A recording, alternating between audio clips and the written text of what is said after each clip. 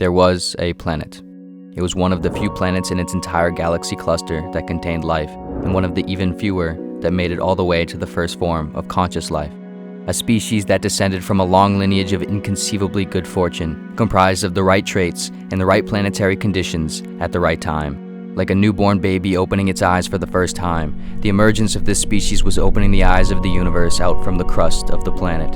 They were the first organism on the planet to recognize that they were an organism on a planet, not only able to be and feel and sense the material of everything, but able to think and wonder and create out of it all, able to harness the elements of the planet into tools and technologies, able to transmute the chemicals of their own biology into meaning and love and fellowship. They were a product of infinity, an anomaly of existence. Although rich with intelligence and self-awareness, although capable of great acts of creation and understanding, their bodies and organs remained soft, vulnerable, and short-lived. During the better part of the species' initial development, individuals lived on average for only 40 years. Not much longer than anything else on the planet, in fact, shorter than many things. At which point, their bodies decayed enough to shut down, turning off the spotlight of their individual consciousness forever. Not only that, but many died early. Their bodies being a complex, fragile, and predominantly liquid-based system meant that any number of incidents of damage could shut the whole thing down. Furthermore, in many cases, even if the body went unharmed from the outside, it still remained susceptible to various diseases that developed internally. Viruses, microorganisms, and other materials could take form, destroying their bodies from the inside. The same consciousness that granted this species their incredible abilities of understanding and art and science and technology and love and meaning was the same consciousness that made them aware of the fact that they were a consciousness stuck inside an absurd, fragile, short-lived body, destined to lose it all. One might perhaps think that the awareness of their mortality would have compelled them to live as if they were going to die, but for the most part, it had the opposite effect. The knowledge that they were going to die and the expectation of how much time they likely had before they did created a horrible friction between how much to focus on the present versus how much on the future, which, in many cases, defaulted into an inertia, and many lived as if they would live forever, rarely appreciating or making the most out of their magnificent position. There was, however, a phenomenon that seemed to change things. In a portion of individuals, sometimes a disease or condition would develop, one that could be diagnosed but not sufficiently treated or cured, and as a result, the individual's life expectancy would reduce. Some of these diseases were slow burning and left the individual with several mostly untainted years left before it did them in. The diseased individual would then be forced to live not only with the awareness that they were going to die, but the awareness that they were going to die sooner than they expected. Most commonly, this would occur in their midlife and typically reduce the individual's life expectancy from 40 down to around 20 or 15 years. Whenever this happened, for some reason, they would often make major changes in their life, as if they weren't already living in a way that was suitable for their mortality.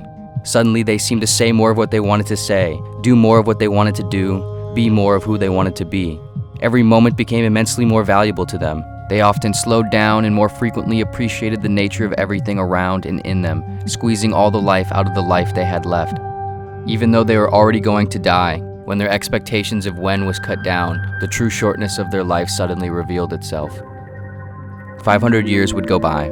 As a result of technology and medical advancements, the species managed to increase the average life expectancy of their bodies to 75 years, the result of a long, laborious effort to add more time to their existence. However, their frame of reference and expectation of life's length simultaneously increased alongside. 35 more years were added, but life felt no longer nor shorter to them. Although there were fewer during this time, there still remained plenty of diseases that exceeded the species' medical understanding, diseases that could be diagnosed but not sufficiently treated or cured, and would shorten the diseased individual's lifespan. Now, however, when individuals were diagnosed with these certain diseases, it most commonly reduced their lifespans down to their 30s or 40s. After the diseased individual received the news, if they still had time and were not yet incapacitated, they often began living and thinking and acting differently, making major changes in their life. Even though the length of their now shortened life was just as long, if not longer, than their ancestors' full lives, the exact same phenomenon occurred.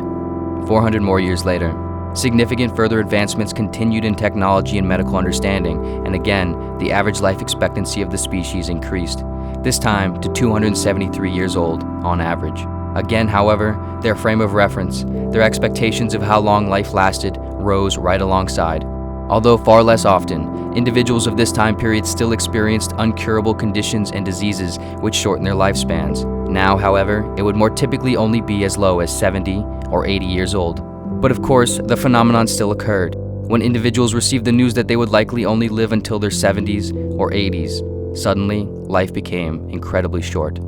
They began living and thinking and acting differently, often making major changes in their life. This continued on and on into the future. Every time the species added more time to their life, their expectations of how long life should be neutralized their perception of it being any longer. No matter what number the life expectancy was, it was always to be expected, and what was to be expected didn't feel long nor short. No matter how it felt though, of course, it was always short. Whether it was 1 year or 1,000, both were fractions of a microscopic blip of eternity. And it was only those who realized that the true measurement of life was not the length, but the depth, that ever really changed how it felt.